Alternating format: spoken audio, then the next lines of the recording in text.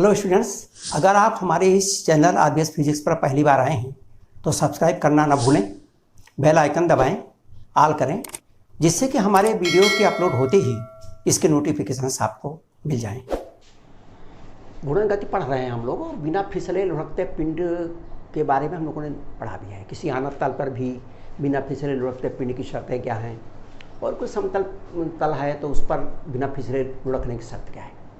कोई कार है, कोई मोटरसाइकिल है, साइकिल जब चलती है तो लुढ़कती भी है और आगे चलती भी है। अगर वो फिसल जाए तो फिर आगे नहीं बढ़ेगी या उसी जगह घूमने लगेगी। लेकिन बिना फिसले लुढ़कने की शर्त का मतलब यह है कि वो आगे भी बढ़ रही है और वो लुढ़क भी रही है। अर्थात एक बार एक चक्कर लगाती है तो 2πr के बराबर वो आगे बढ़ जाती है। नहीं चली गई दूरी, उसकी जो क्षैतिज दूरी है, स्थानांतरीय दूरी है, वो 2πr के बराबर रहती है। तो यदि पिंड का स्थानांतरीय वेग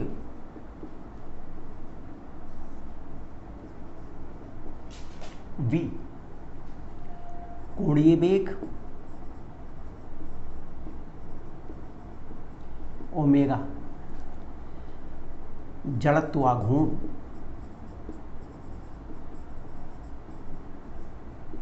I तथा घूर्णन त्रिज्या के, तो पिंड की कुल गतिज ऊर्जा, कुल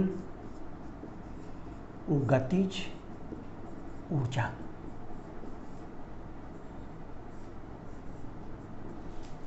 अब कुल गतिज ऊर्जा में एक घूर्णन गति कर रही है तो इसमें घूर्णन गतिज ऊर्जा भी होगी, आगे जा रही स्थानांतरीय गति कर रही तो स्थानांतरीय ऊर्जा भी होगी। यानी स्थानांतरीय ऊर्जा kT स्थानांतरीय kr rotational kT kr, जहां kT स्थानांतरीय गतिज ऊर्जा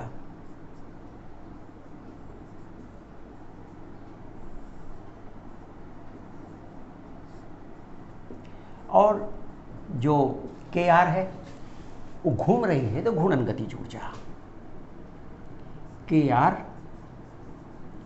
घूर्णन गतिज ऊर्जा।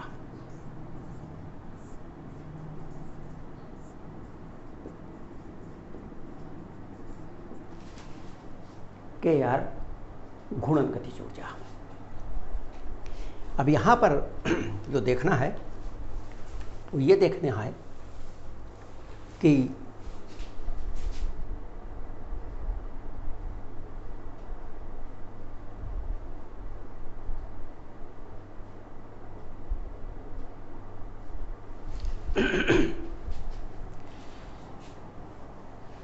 इसलिए कुल गतिज ऊर्जा K बराबर गतिज ऊर्जा half mv² plus half I ω²,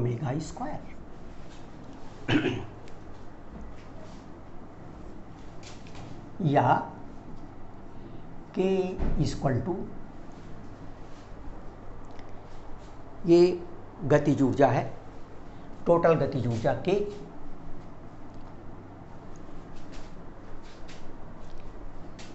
E करते हैं इसको, क्योंकि यहाँ K का प्रयोग हमने किया है यहाँ भी, इसलिए इसको KE कर दिया। तो एक गतिज ऊर्जा KE तो हो गया KE ऊर्जा, गतिज ऊर्जा हाफ mv², और यहाँ हम जानते हैं I equal to mk²,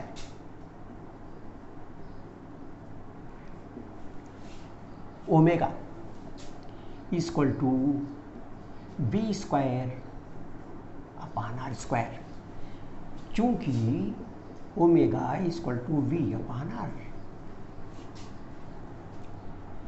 this is equal to 1/2 M V square.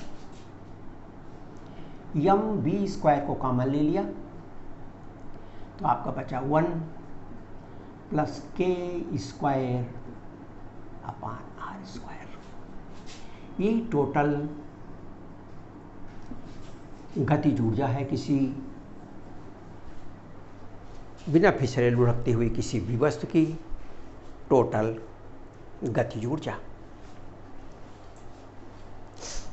अब इसमें बहुत सारे न्यूमेरिकल्स हैं, बहुत सारे एग्जाम्पल्स हैं, उसको हम करते हैं और करके देखते हैं।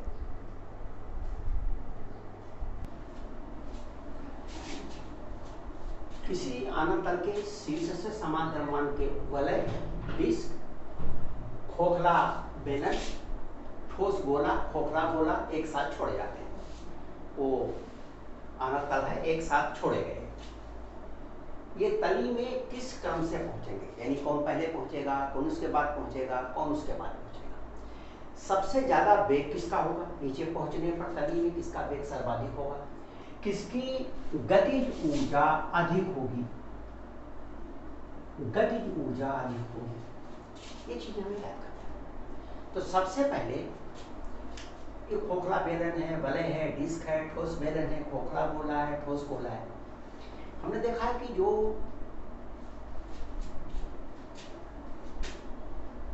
एम के स्क्वायर जो आई होता है, I equal to M K square equal to M R square. और इसीलिए जो के होता है यहां तो बराबर हो जाएगा आर के, यहां तो आर के बराबर होगा, लेकिन सब जगह आर के बराबर नहीं होगा। इसलिए के अपान आर, ये खोखला जो बेलन है, खोखला बेलन के लिए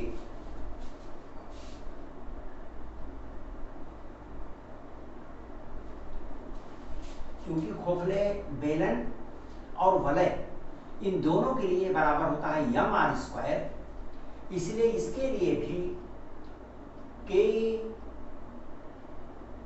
अपान आर इसका मान 1 होगा और इसके लिए भी के अपान आर का मान 1 होगा। डिस्क और ठोस बेलन के लिए, जब डिस्क और ठोस बेलन के लिए निकालते हैं तो डिस्क और ठोस बेलन के लिए एम के स्क्वायर यानी जड़त्वाघूर्ण का मान बराबर होता है। डिस्क और ठोस बेलन दोनों के लिए होता है 1/2 एम आर स्क्वायर, और इसीलिए के बराबर हो जाएगा आर अपान √2। आर स्क्वायर 2 का √2, तो के बराबर आर अपान √2।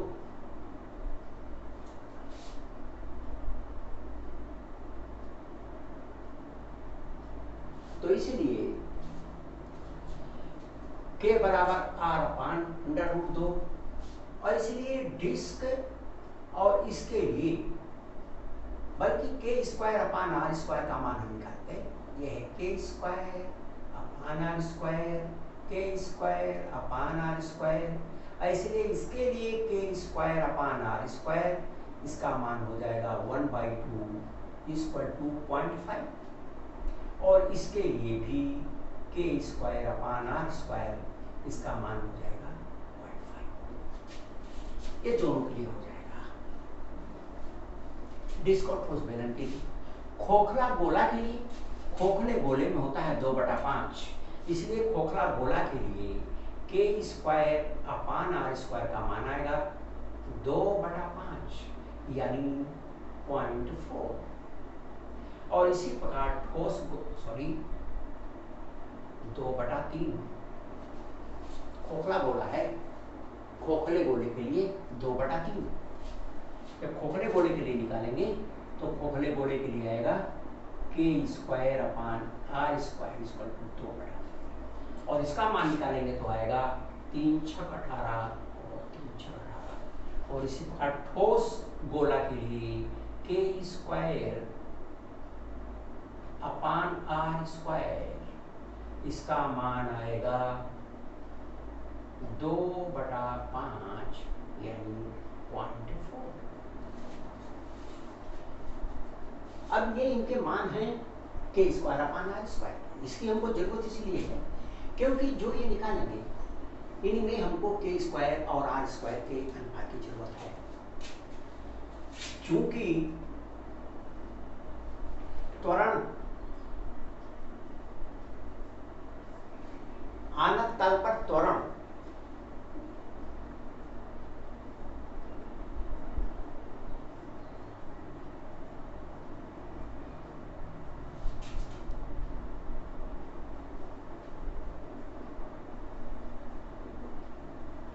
जी साइन थीटा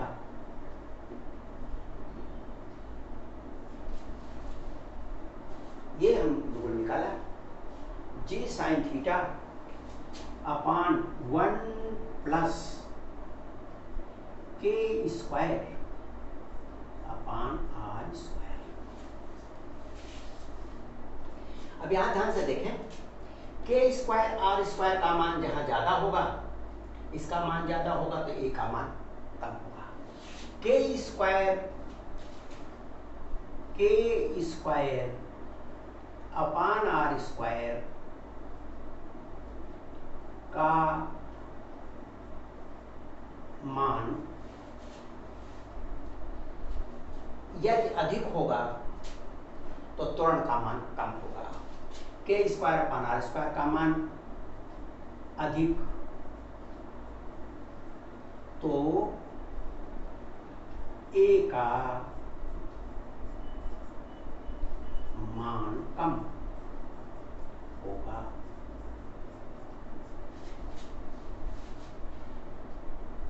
जब ए का मान कम होगा, त्वरण कम होगा, तो नीचे पहुंचने का समय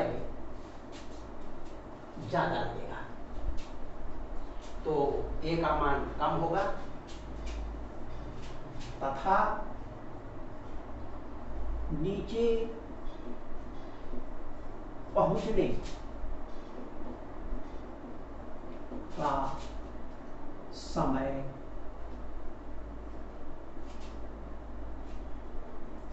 कम होगा, अधिक होगा।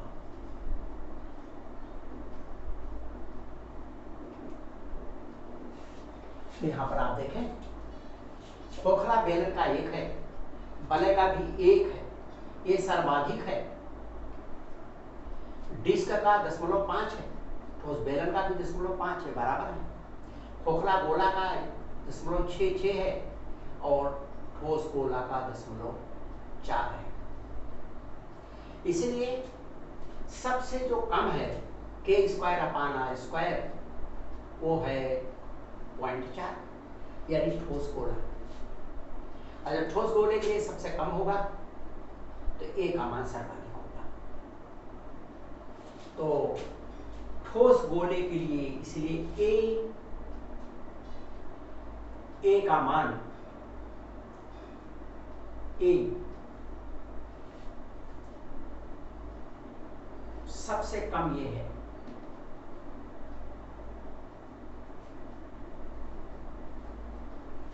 ऐसा समझे कि जब t नीचे पहुंचने का समय अधिक होगा, यानी t जो समय है वो विलोम अनुपाती है K square upon R square. T जो है ए अगर ज्यादा होगा तो टी कम होगा, तो टी विलोम अनुपाती 1/a। ए ज्यादा तो टी कम, और जो ए है वो विलोम अनुपाती है K square upon R square. ये जो है ए विलोम अनुपाती है के स्क्वायर अपान आर, अर्थात टी अनुक्रमानुपाती के स्क्वायर अपान आर स्क्वायर। अब इससे हम लगा सकते हैं कि टाइम किसके लिए सबसे ज्यादा लगेगा। के स्क्वायर अपान आर स्क्वायर सबसे ज्यादा ये है और इसलिए जल्दी पहुंचेगी। तो इनके पहुंचने का समय, खोखला बेलन और बल्ब ये सबसे पहले पहुंचेंगे।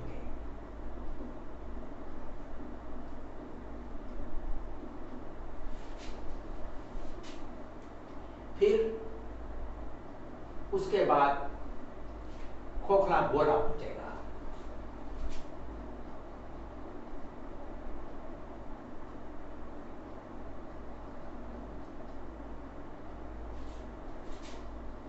ये है आपका सबसे पहले T1, उसके बाद खोखला गोला T2, उसके बाद डिस्क और ठोस बेलन T3 और उसके बाद T4।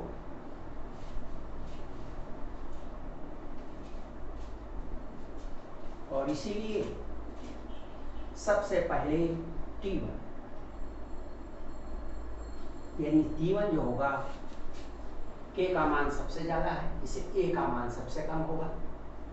जब A का मान कम होगा, K square upon A square का मान ज्यादा है, इसलिए T ज्यादा लगेगा। सबसे बाद, सबसे पहले नहीं, सबसे बाद, सबसे बाद।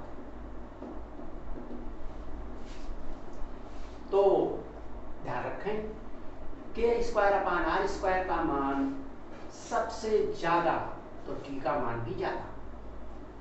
तो ये है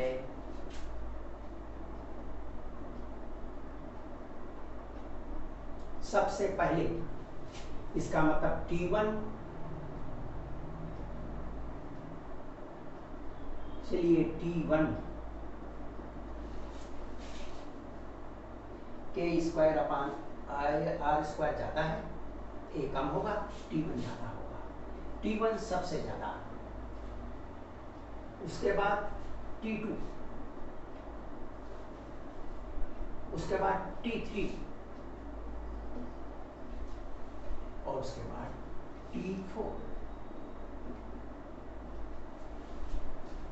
यानी ठोस गोला T4, इसका मान सबसे कम है, त्वरण सबसे ज्यादा होगा, इसलिए समय सबसे कम लगेगा, सबसे पहले ठोस गोला पहुंचेगा। तो सबसे पहले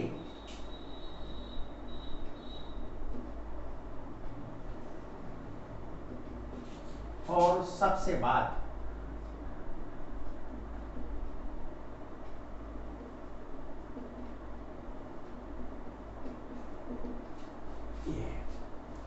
यानी K square upon R square के T अनुक्रमानुपाती है, त्वरण विलोमानुपाती है, और ये इसके विलोमानुपाती है, इसलिए ये इसके समानुपाती है। हम इसको कह सकते हैं, इसको हम ये कह सकते हैं कि T अनुक्रमानुपाती K square upon R square, right. इसलिए जिसके लिए K square upon A square का मान ज्यादा होगा, समय उसके लिए ज्यादा लगेगा, इसलिए इसके लिए समय ज्यादा लगा, T1 सबसे ज्यादा है।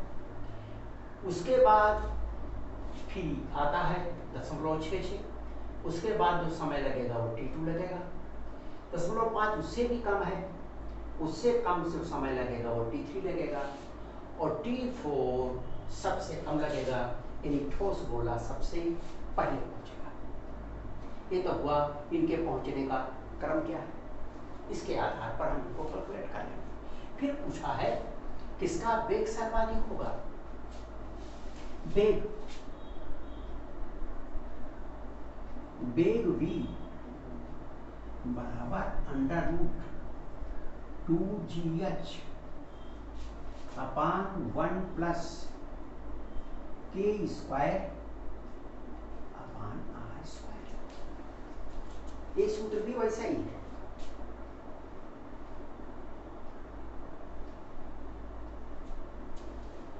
अब यहां भी K square upon R square, जिसके लिए ज्यादा होगा, ये ज्यादा होगा तो वेग कम होगा। तो K square upon R square खोखला बेलन और बल्ले के लिए जाता है।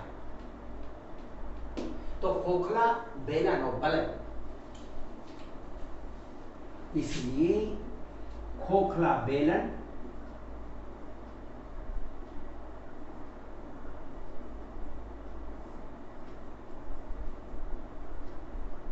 एवं बल्ले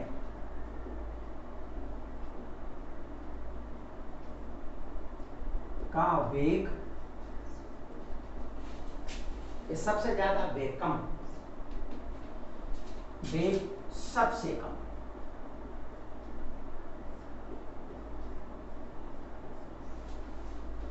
सबसे कम होगा।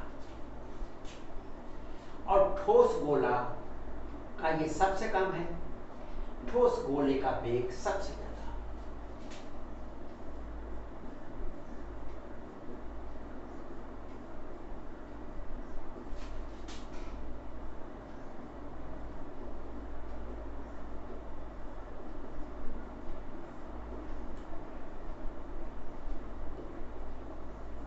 ठोस गोले का वेग सबसे अधिक। ये है किसका वेग सर्वाधिक होगा।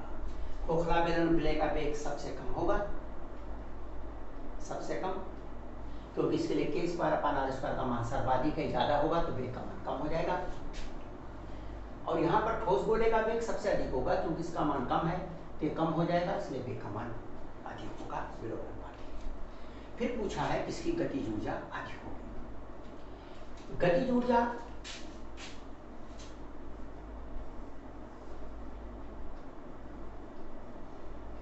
गतिज ऊर्जा के गतिज ऊर्जा K1 या KT plus KE, KT plus KR, गुणन गतिज ऊर्जा और स्थानांतरित गतिज ऊर्जा, और ये दोनों गतिज ऊर्जा बराबर हैं mgh। ये सब के लिए स्थिर है, mgh सब के लिए स्थिर है, इसलिए गतिज ऊर्जा भी स्थिर होगी, क्योंकि mgh सब के लिए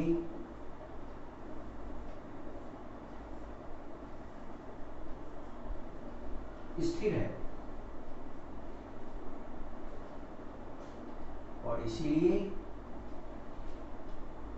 संपूर्ण गतिज ऊर्जा स्थिर रहेगी। संपूर्ण गतिज ऊर्जा सभी के लिए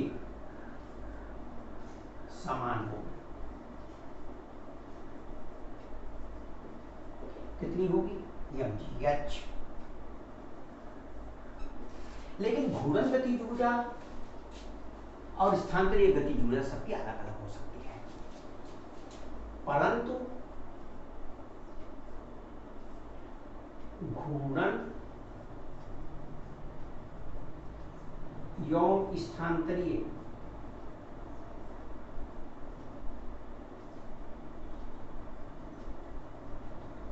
अलग अलग हो सकती है, अलग अलग हो सकती है।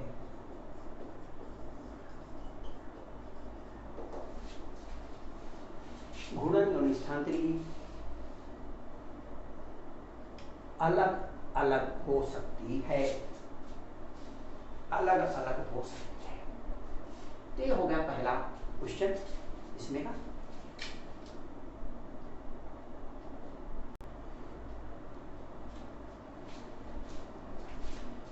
किलोग्राम द्रव्यमान, पहिया इस तरह से है, इस तरह से इसका धुरा है,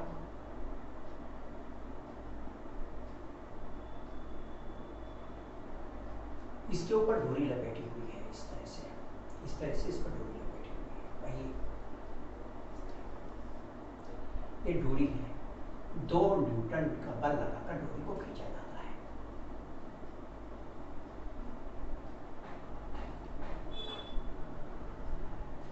डोरी, ये केंद्र है, अक्ष है, ये पहिया है, इस पहिए की त्रिज्या दी हुई है कि इस पहिए की त्रिज्या दी है 25 सेंटीमीटर यानी 0.25 मीटर ये दिया हुआ है। पूछा है कि जब डोरी को पकड़ के खींचेंगे तो ये और 5 सेकंड तक खींचते हैं तो किस वेग से घूमने लगेगा। पहिए का जड़त्व गुण, पहले तो इसका जड़त्व गुण हमें मालूम हो जाए। पहिए का जड़त्व आई, चूंकि पहिया ठोस है, ठोस पहिए का होता है 1/2 m² 1/2 m² यानी 1/2 m का मान है 5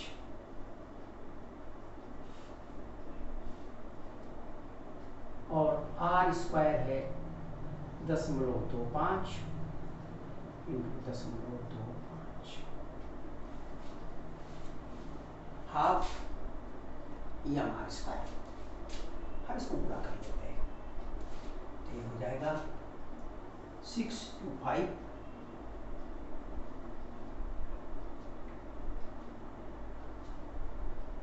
फिर 5 से गुणा किया 25 5 दूनी 10 2 12 और 5 छक्का 30 2 32 और इसको 2 से भाग दे दिया 2 × 2 2 × 12 2 × 2 2 दूनी 4 2 5 10।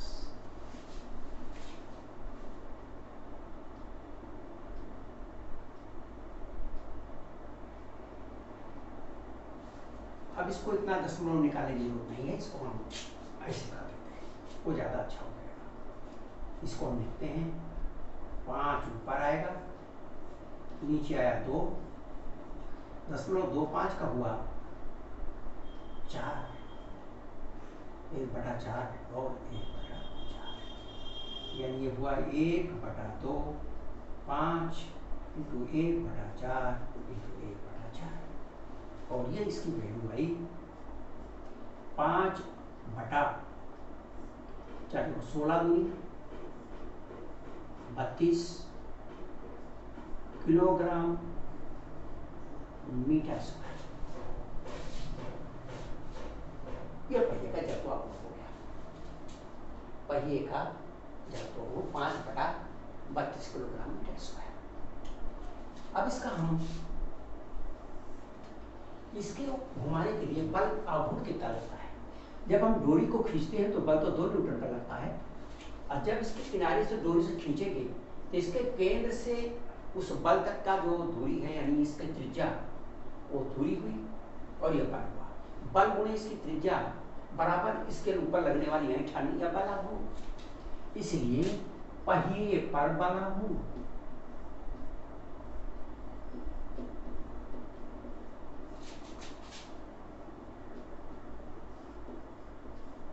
टाउ ये बराबर हो जाएगा बल इंटू दूरी, यानी त्रिज्या है 0.25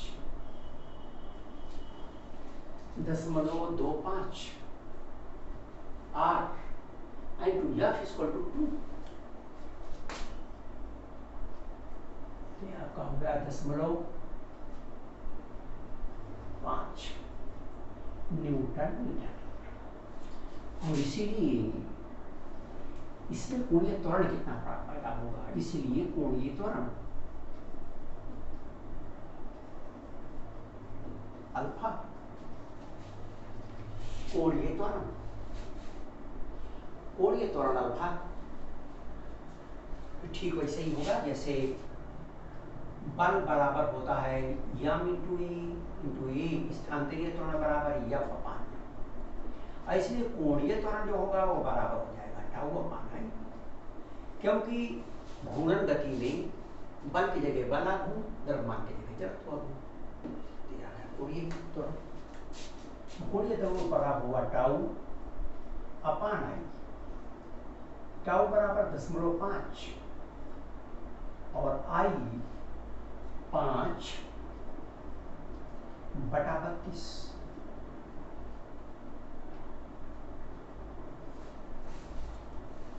क्या क्या 3.2 रेडियन प्रति सेकंड स्क्वायर। अब पूछा है पहिया किस कोणीय वेग से घूमने लगेगा। प्रारंभिक कोणीय वेग तो 0 है, स्थिर अवस्था में है, तो ओमेगा 0 इक्वल टू 0, इसलिए theta equal to omega 0 T plus half alpha T square, या इस कोणीय वेग से घूमेगा, सॉरी वेग निकालना है, ध्यान रखें कोणीय वेग निकालना है, किस कोणीय वेग से घूमेगा, इसलिए कोणीय वेग ओमेगा बराबर ओमेगा 0 प्लस अल्फा टी। ये हुआ 0, अल्फा हुआ 3.2 और टी हुआ 5। अगर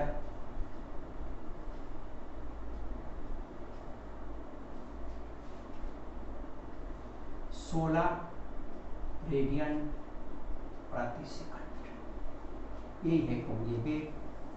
इसी कोणीय वेग से घूमने लगेगा, इसी कोणीय वेग से घूमने लगेगा 16.0 रेडियन पर सेकंड कोणीय वेग से घूमने लगेगा। तो ये हो गया आपका सेकंड क्वेश्चन। आइए और देखते हैं।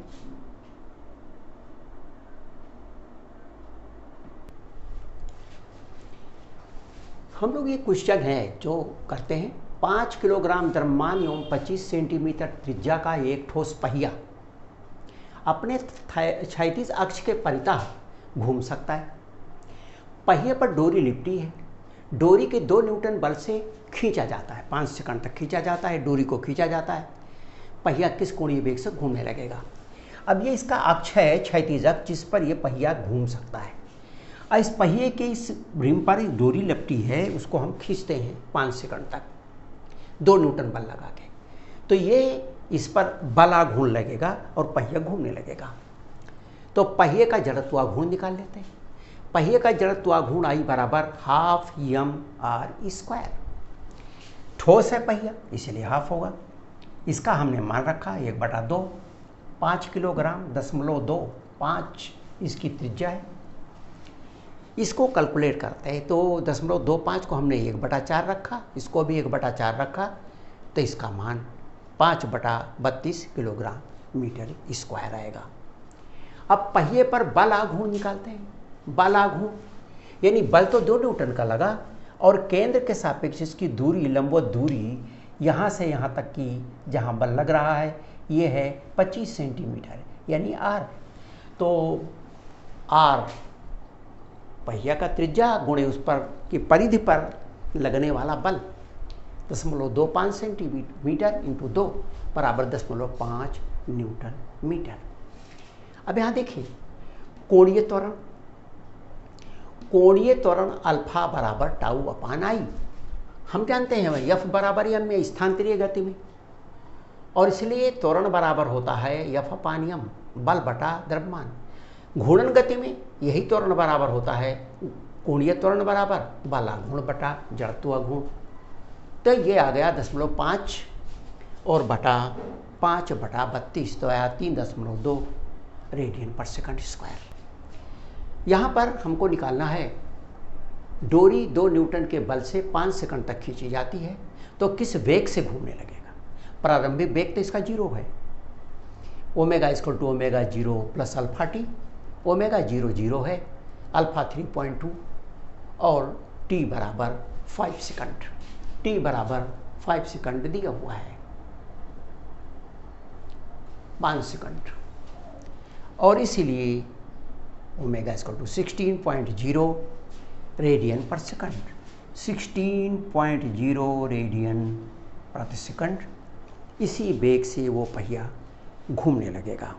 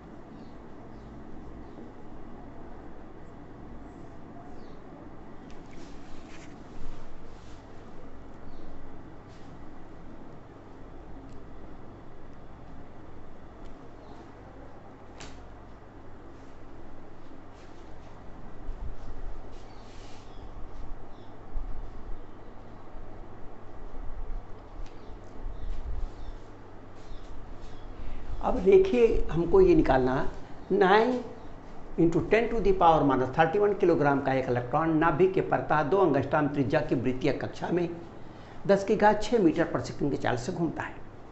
रेखीय गतिज ऊर्जा एवं कोणीय संवेग निकालें। आइए इसको निकालते हैं। रेखीय गतिज ऊर्जा, रेखीय गतिज ऊर्जा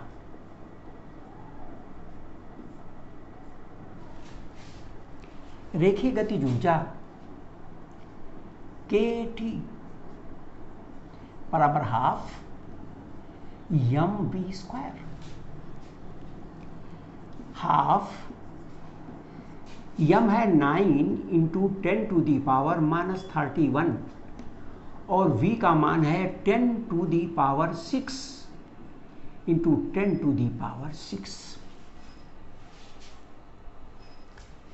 तो ये आ गया 4.5, इसको भाग दिया, 10⁻31 में से 12 निकल गए तो आपका बचा 10⁻⁻19 जूल। यही है स्थानांतरीय या रेखीय गतिज ऊर्जा 4.5 10⁻19। फिर पूछा है कोणीय संवेग।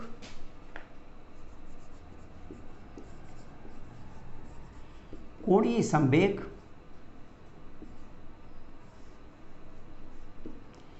J या L कुछ भी लिखें, ये बराबर होता है mv/r।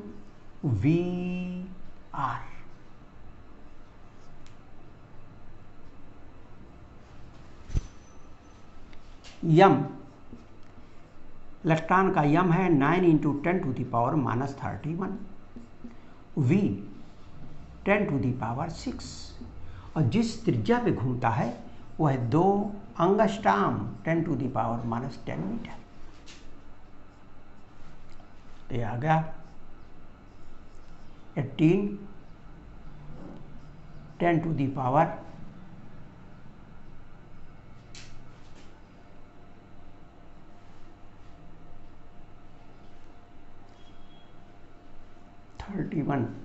46 35।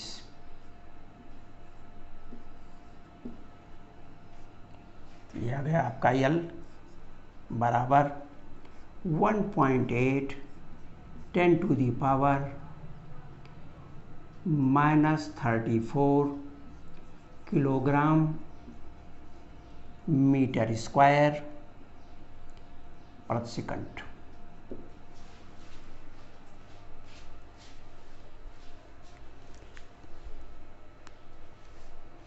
ये हो गया आपका कोणीय संवेग, राइट। कोणीय संवेग समान द्रव्यमान त्रिज्या की एक वलय और ठोस चकती यानी डिस्क अपने तल के लंबवत केंद्र से गुजरने वाले अक्ष के परतः घूर्णन त्रिज्याओं का अनुपात निकालो। यानी समान द्रव्यमान और त्रिज्या की एक वलय और तथा ठोस चकती का अपने तल के लंबवत केंद्र से गुजरने वाले अक्ष के परतः घूर्णन त्रिज्या निकालनी। एक तो ए हो गया। दूसरा है अगर जो डिस्क है उसकी त्रिज्या 2√2 मीटर हो तो उसका अपने अक्ष के परतः घूर्णन त्रिज्या कितनी होगी। अब पहला हिस्सा हम देखते हैं। ए वलय के लिए जड़त्व घूर्ण बराबर होगा mk1², जहाँ k1 और k2 घूर्णन त्रिज्या है।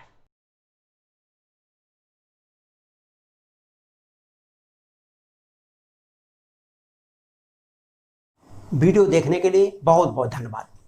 यदि इस चैप्टर में किसी भी प्रकार का डाउट होता है तो आप हमारे कमेंट सेक्शन अथवा हमारे सोशल साइट्स पर जाकर पूछ सकते हैं, जिसका लिंक हमारे डिस्क्रिप्शन पर दिया हो।